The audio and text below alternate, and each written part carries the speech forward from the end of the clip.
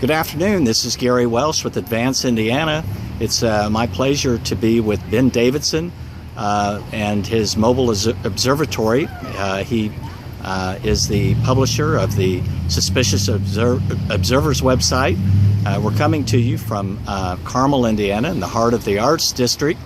Ben, why don't you tell us about your mission with the Mobile Observatory?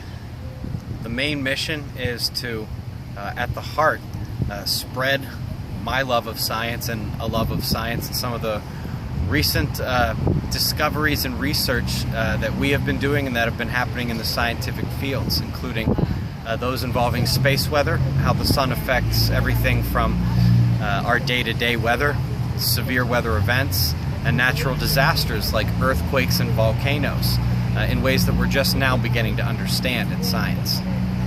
Well, on that point, one of your most interesting recent discoveries has allowed you to pretty accurately depict earthquakes. Can you tell us a little bit about that? Well, absolutely. With about 79 to 80% accuracy, we've been using what are called coronal holes to predict the ebb and flow of magnitude 6 earthquakes and higher on the planet Earth. But recently we decided to use the coronal holes that are at the poles of the sun, much more permanent, not as subject to geoeffectiveness as the ones that are transequatorial.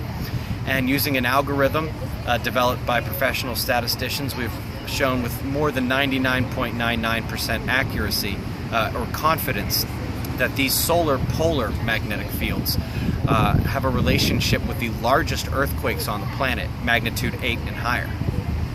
Oh, fascinating. And did that bear true for our most powerful earthquake in the past several years, the one that caused the tsunami at Fukushima? Absolutely. That was one of the better correlations. In fact, the South Polar coronal hole was so strong and was so big that it actually was a polar and a transequatorial coronal hole. It encompassed the entire south pole of the sun and reached up to the solar equator and faced Earth directly on March 11th, 2011.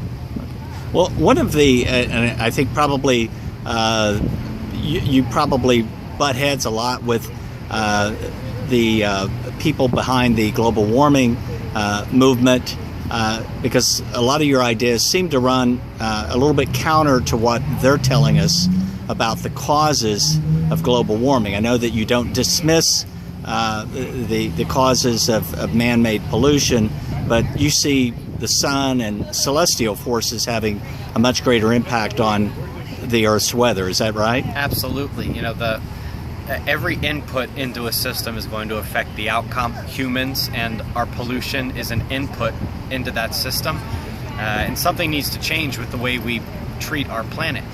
However, the IPCC has even had to come out and say that for about 17 years there hasn't been any significant global warming. They call it the global warming pause, and so the question is, how could their mathematical models have been wrong for so long? And the real answer is that they completely discount the sun. They call it the solar constant. And they tend to only look at the 11-year solar cycle of sunspots, which is far too short a time to be looking at solar influence, and they refuse to look before the year 1880. But if you look back hundreds of years, the strongest solar activity on record occurred from about 1930 or 1940 up to the end of the last century, up to almost the year 2000, pretty much perfectly correlated with global warming. And since then, the sun has been weakening, according to Professor Mike Lockwood, faster than at any other time in our 9,000 years of reconstruction. They say no person alive has seen a solar maximum that's this weak. And as the sun is quickly weakening back into what we call a grand minimum, we notice this pause in global warming. We notice some severe winter events. We notice the upper atmospheric flows like the polar vortex having much more of an effect at lower and lower latitudes, and that's something that's going to continue if the sun continues to weaken. Does this foretell a magnetic pole shift, or complete reversal of the Earth's pole, or do you think that's still up in the air? That's still very much up in the air. The magnetic field is weakening. The poles are moving. However, back at the last grand minimum of the Sun 400 years ago, during what is called the mini ice age or the little ice age, coincidentally enough, that's when our field was very strong and when our poles were very stable. So when we look at the long-term solar cycles, there's aspects to this that we can use to predict what's going to happen. But in terms of Earth's magnetics, there's elements of this shift that are very novel, and that there's nobody alive who has seen that, and we have no real records of exactly what happens from a day-to-day basis or even a year-to-year basis when these magnetic changes occur on our planet. Back on the point on Fukushima, of course, we had the worst nuclear power plant disaster after the tsunami hit at Fukushima. But it doesn't seem to be getting much news. Do you think that there is cause for concern of the meltdown of that nuclear plant? And if so, what do you see as our primary concern? Well, it's not too hard to find the video of the roof exploding off of that one reactor, and those events were the thing that we have to worry about. It really pains me to see some of the little bit of news that is had right now, where people are freaking out over steam rising from Fukushima, or they're dumping some radioactive water, which isn't exactly a good thing. But at the rate of current radioactive release, it would take thousands of years to match what happened just in the first couple of days. Within 30 days of the actual explosions there and of the tsunami, the radiation was all over the planet. It's now in every bite, breath, and sip we take. Just 3 years from that, we haven't really begun to see the main effects from it, and it just really dwarfs what we're seeing now in terms of the steam and the radioactive water releases. Not that those are good things, but the real thing that you have to worry about on a global scale is what's already in our bodies, what's already in the air, and what's already all around the world. Well, do you correlate changes in sea life in the Pacific to what happened at Fukushima? Absolutely. I don't eat fish out of the Pacific anymore, or from Alaska. There's a video I put out in December of 2011 called Arctic Ring Seals, First Fukushima Victims, with a question mark at the end of it. Basically, the Arctic seals, the walruses, and even the polar bears were looking like they were undergoing chemotherapy. They were wasting away. Yeah. They're wasting away. Their fur is falling out. They had lesions on their skin. It really looked like they had been subject to high doses of radiation. And of course, I haven't been there. I haven't tested for it.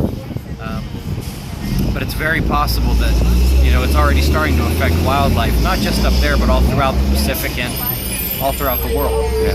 Well, why do you think environmentalists are so silent on the discussion of Fukushima relative to their global warming obsession? That's a terrific question.